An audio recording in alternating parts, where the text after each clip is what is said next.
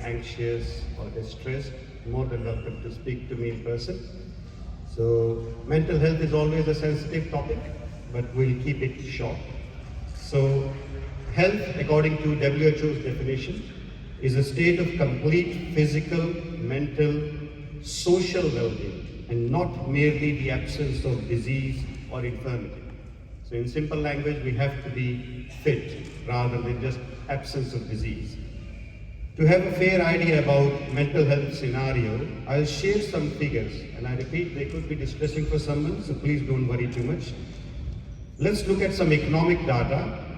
I'm talking about Commonwealth, state, territories, and all over Australia. You'll be surprised to hear the budget for the last year was $11 billion. And I'm talking about mental health, I'm not talking about the whole health scenario. 1 in 4 Australians have got mental illness. That's probably, we're talking about 25% of the nation. Number of suicides in 2020, 3,139. Out of them, majority were males, 2,384. So that's quite alarming. And most of us, I can see, are from India. So I'll give you a little bit of perspective there, just so that you realize what I'm talking about.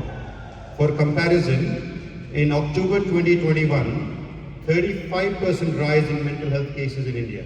35% I'm talking. According to National Crime Bureau of India, 10% rise in suicides in India. Just to give you perspective, because these percentages don't mean much, 400 Indians died every day of last year by suicide. 70 to 80% never received any help or any support. Total budget of Indian health system, 71,269 crores, big number, but out of which only 597 was dedicated to mental health. And that, to you will be surprised, was given to only 2 institutions in India. One is NIMHANS in Bangalore. Majority of the chunk went to NIMHANS and some other organization.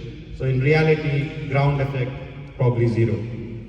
Not to mention the COVID-19's impact on general health and mental health of children, homeschooling, stress on moms, stress on parents altogether.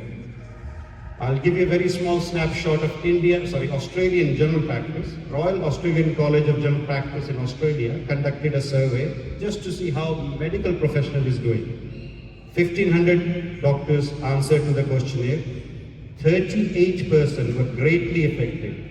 34% were somewhat affected, and 13% had to go off work completely.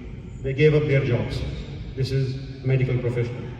So why are we talking these gruesome figures today? Just to give you a perspective why we all here. I think we all have done a big step already towards our mental and physical health. Reason that is not just hearsay or Rajendra ji saying or I am saying that. This is a scholarly article from Medical Journal of Harvard Medical College, very well respected college in the world. All exercise and sports can increase endorphins in your body. We know that. We feel happy after exercise, after sports. But yoga is slightly different. Why yoga? The reason is yoga is obviously going to increase your blood system to your nervous system, which we just experienced a few seconds ago. But along with that, it has got other scientifically proven benefits regarding, I'm talking basically for mental health at the moment, not physical health.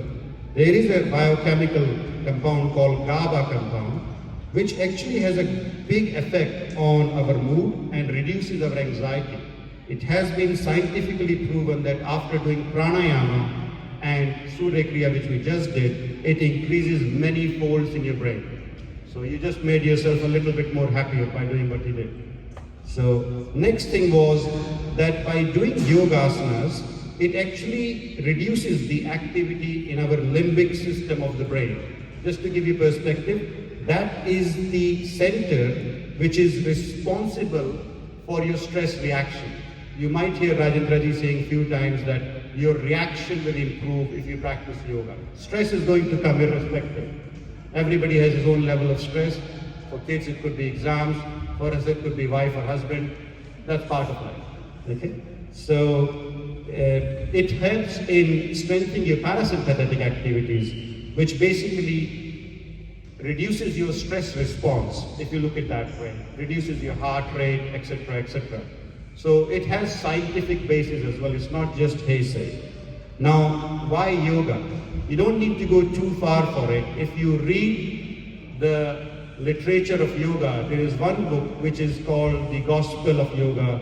We call it Patanjali Yoga Sutra. The first Yoga Sutra is actually, I'll read it in Sanskrit and translate it, At Yoga Anushasanam. I will translate it my perspective, Rajendra ji will have his own perspective. My perspective is, let's talk about discipline of yoga. Why discipline? We already mentioned that earlier on, get up before the sun rises. All these are scientific facts and they have been all summed up in our Yoga Sutras. Second, the very second sutra, I'm not talking about the whole book, I'm talking about just two sutras, the first and the second.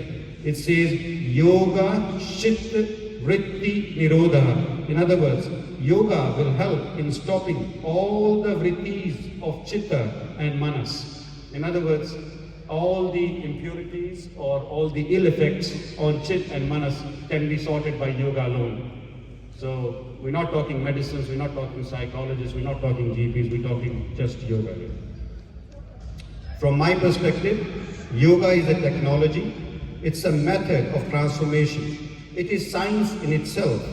Yoga breaks the personality you have. Whatever your reactions to situations, that's part of your personality. Somebody gets anxious, somebody gets stressed, somebody gets angry. That's your personality. Yoga will break it. Yoga will give you a new personality. It will increase your consciousness. And in the end, it will enable you to experience the magnificent thing called life. The blessing of God to all of us, yoga will increase, enhance your experience of life. For me, personally, yoga is the gateway to devotion. It has opened up a new path for me, which I was never aware of. Surrender, devotion, and complete acceptance of whatever is going in life. It is more absolute acceptance and rather than reacting to every situation. So I share those feelings with you. Please join us in our morning sessions and we'll carry on the journey. Thank you. Thank you, Dr. Manish ji. One second. Our newspaper, it was carrying an article, Australian youths, about more than 82% of youths have mental health issues. And while talking to our Dr. Manish ji, he was saying that you can't get an appointment with a psychologist or psychiatrist for 6 months or 8 months or 10 months, and no bulk billing allowed. It's a huge wait list. And I mentioned, your government is not responsible for your health, your doctor is not responsible for your health, your parents not responsible, your children not responsible. Take ownership. That is what our Dr. Manish ji summed up. It's a reality. Nobody is there to help. We can keep on blaming the government for not having enough funds. The problem is here, how to fix. I had to take ownership. When I take a ownership, path will open. As Dr. Manish ji said, he discovered a new path. When you are taken ownership, yes, I want to address this one, path will open for you.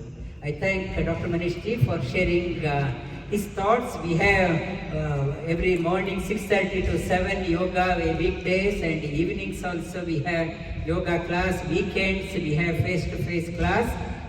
Please make best use of it.